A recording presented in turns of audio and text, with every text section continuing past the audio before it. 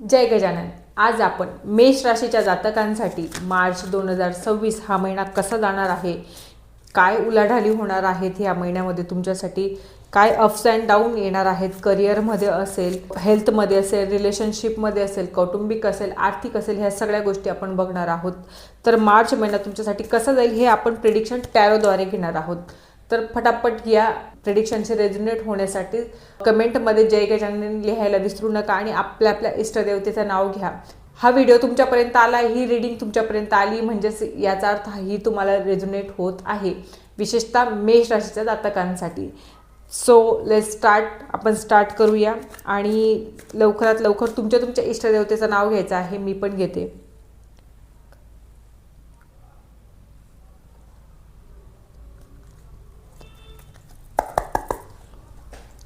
चला तर सगळ्यात अगोदर आपण मेष राशीच्या जातकांसाठी हा करिअर विषयक हा महिना कसा असणार आहे ते बघणार आहोत की करिअर कसं असणार आहे तुमचं ह्या महिन्यामध्ये। जर करिअरचा विचार केला तर मग हा महिना तुम्हाला कसा जाईल हे विचार करून घेऊया।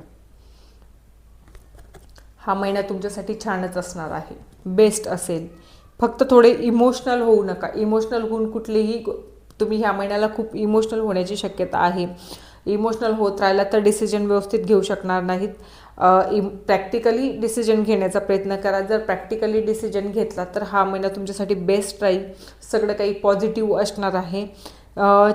थोडंसं ज्यांना जॉब चेंज करायचं असेल त्यांच्यासाठी अपॉर्च्युनिटी आहेच ह्या महिन्यामध्ये। तर पण फक्त इमोशनल होऊ नका, प्रॅक्टिकली विचार करण्याचा प्रयत्न करा। कारण ह्या महिन्यामध्ये तुमचं असं राहील की तळ्यात मळ्यात करू नको करू, काय राहू असा डिसिजन तुम्हाला वाटेल। सो आता व्यावसायिकांसाठी हा महिना खूप बेस्ट असणार आहे। जर तुम्ही व्यवसाय करत असाल तर ह्या महिन्यामध्ये तुम्हाला तुमच्या व्यवसायाला खूप चांगली काळजी घ्यायची आहे।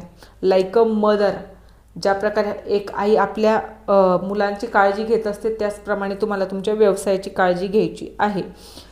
सगळंच काही बेस्ट असणार आहे, पॉझिटिव्ह असणार आहे। पॉझिटिव्ह एनर्जी घेऊन आलेला आहे हा महिना तुमच्यासाठी। सगळं काही पॉझिटिव्ह होण्याची शक्यता आहे। तर फक्त कसं असतं की कष्ट करत राहणं आपलं काम आहे, फळ देणं न देणं ते वरच्यावर असतं। वरचा तुम्हाला द्यायला तयार आहे फक्त, आणि जे मिळवाल ते स्टेबल राहील ह्या महिन्याला। असं नाही की पैसा येईल आणि जाईल, जी गोष्ट अपॉर्च्युनिटी येईल आणि तशीच जाईल असं नसणार आहे। जे येणार आहे ते स्टेबलही असणार आहे। मटेरियलिस्टिक गोष्टीही तुमच्यासोबत घडणार आहेत।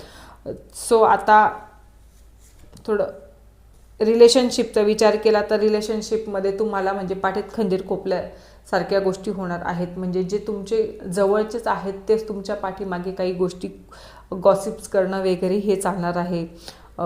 गॉसिप्स करतील किंवा तुमच्या तोंडावर चांगलं म्हणून मागे काहीतरी कुजबुज करणं वगैरे ह्या गोष्टी तुमच्यासोबत घडणार आहेत। ज्या व्यक्तीला तुम्ही या क्षणी मनाला धरलं असेल रिलेशनच्या बाबतीमध्ये, त्या व्यक्तीविषयी तुमचं हे प्रेडिक्शन राहणार आहे। कारण ह्या क्षणी तुम्ही त्या व्यक्तीला मनात घेऊन या रीडिंगला बसले असाल जर रिलेशनशिपचा विचार केला तर, म्हणजे नातेसंबंध असतील वगैरे। आता लव्ह रिलेशनशिप असेल किंवा पार्टनर्सचा विचार करायचा म्हटला तर बेस्ट आहे लव्ह रिलेशनशिपमध्येही। आणि जे पार्टनर आहेत ऑलरेडी त्यांच्यासाठी हा महिना बेस्ट राहणार आहे। आनंदात सगळा महिना निघणार आहे। सगळ्याच गोष्टी म्हणजे बॅलन्स होणार आहेत ह्यावेळेस। म्हणजे थोडा राग, थोडं हसणं, थोडं एन्जॉय, सगळ्या गोष्टी एकत्रित येणार आहेत। आणि त्याच्यातनं नक्कीच पॉझिटिव्हच गोष्टी घडणार आहेत। तुमचं रिलेशन ह्या महिन्यामध्ये खूप खूप बेस्ट असणार आहे। सो डोंट वरी, रिलेशनशिपच्या बाबतीमध्ये तर काही प्रॉब्लेम नाही आहे। फक्त पारिवारिक याच्यामध्येच थोडंसं तुम्हाला विचार करून वागायचं आहे। कारण ज्याच्यावर तुम्ही अंधविश्वास करतायत तो तुमच्या बाबतीत काय विचार करतोय हेही तुम्हाला गोष्टी बघायच्या असतील। आता ओव्हरऑल हा महिना कसा असणार आहे हे बघणार आहोत।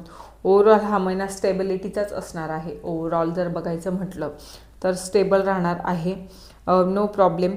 काही गोष्टी मिळवायच्या असतील किंवा तुम्हाला काही परचेस करायचं असेल प्रॉपर्टी तर त्याच्यासाठी हा महिना बेस्ट आहे। हेल्थच्या बाबतीमध्ये विचार करायचा म्हटलं तर हेल्थ तुमची या महिन्यात खूप खूप छान असणार आहे मेष राशीच्या जातकांसाठी। तर हा महिना चांगला असणार आहे। स्टेबल राहील, कुठलाही हेल्थवर तुमचा खर्च होणार नाही. सो छोट्या मोठ्या गोष्टी तर लागू असतात, पण मेजर असा कुठलाच प्रॉब्लेम ह्या महिन्यामध्ये येणार नाही. सो रीडिंग आवडली असेल तर कमेंट करायला विसरू नका. जय गजानन.